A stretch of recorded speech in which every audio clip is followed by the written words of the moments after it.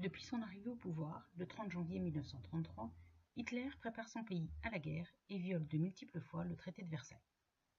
En 1935, il rétablit le service militaire, réarme l'Allemagne et refonde la Luftwaffe, c'est-à-dire l'armée de l'air allemande. En 1936, il remilitarise la Rhénanie. À partir de 1938, Hitler fait régner sur l'Europe l'ombre de la guerre. En mars 1938, il rattache l'Autriche à l'Allemagne et forme la Grande Allemagne. C'est l'Anschluss. En septembre 1938, après la conférence de Munich, il annexe les Sudètes, partie occidentale de la Tchécoslovaquie. En mars 1939, il envahit le reste de la Tchécoslovaquie. À chaque fois, les démocraties occidentales, Royaume-Uni et France à leur tête, réagissent mollement dans le but de sauvegarder la paix, puis de repousser le déclenchement du conflit. Pour terminer sa préparation à la guerre, Hitler trouve des alliés. En 1936, il forme l'Axe avec l'Italie et le Japon.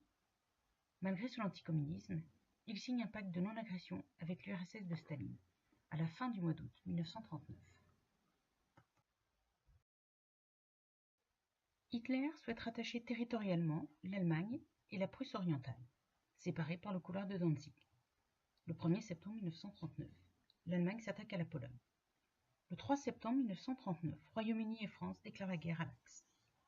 En vertu d'une clause secrète du pacte de non-agression germano-soviétique, Staline attaque la Pologne le 17 septembre et annexe la partie orientale ainsi que les États baltes.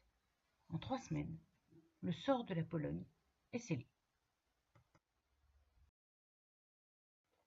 Lors de l'invasion de la Pologne, les Allemands utilisent la stratégie du Blitzkrieg. Cette stratégie repose sur la surprise et la vitesse d'exécution.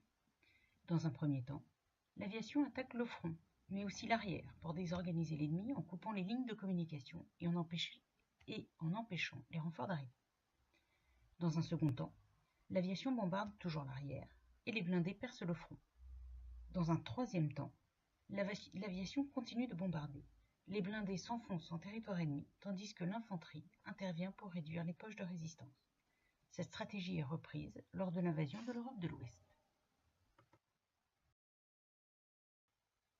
Si le Royaume-Uni et la France déclarent la guerre à l'Allemagne le 3 septembre 1939, il n'y a aucune manœuvre militaire majeure avant avril 1940. C'est ce que l'on appelle la drôle de guerre. À partir d'avril-mai 1940, l'armée allemande déferle sur l'Europe de l'Ouest en utilisant la stratégie du Blitzkrieg. Les populations civiles se jettent sur les routes pour échapper à l'envahisseur allemand. C'est l'exode. Le 14 juin 1940, l'armée allemande entre dans Paris. Le 22 juin, l'armistice est signé. Le Royaume-Uni reste seul face à l'Allemagne. Il doit faire face à de nombreux bombardements. C'est ce que l'on appelle la bataille d'Angleterre. À partir de 1941, la guerre s'étend. Le 22 juin 1941, Hitler déclenche l'opération Barbarossa et lance l'invasion de l'URSS. Le 7 décembre 1941, le Japon attaque le port militaire américain de Pearl Harbor. Les États-Unis entrent en guerre le lendemain.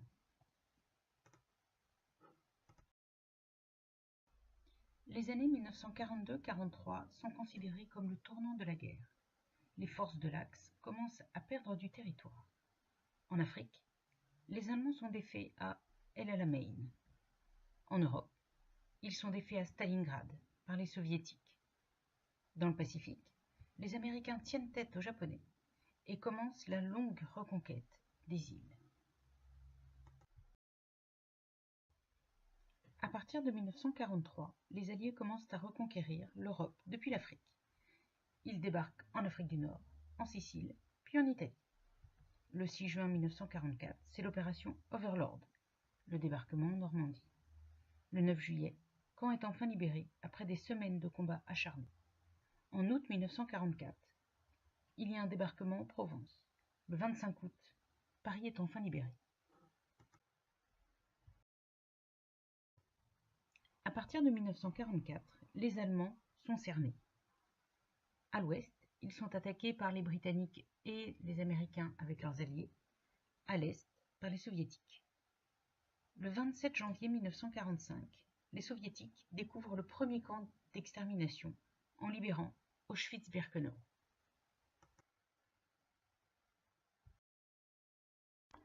Prise en étau entre les alliés occidentaux et les soviétiques, l'Allemagne capitule sans condition le 8 mai 1945.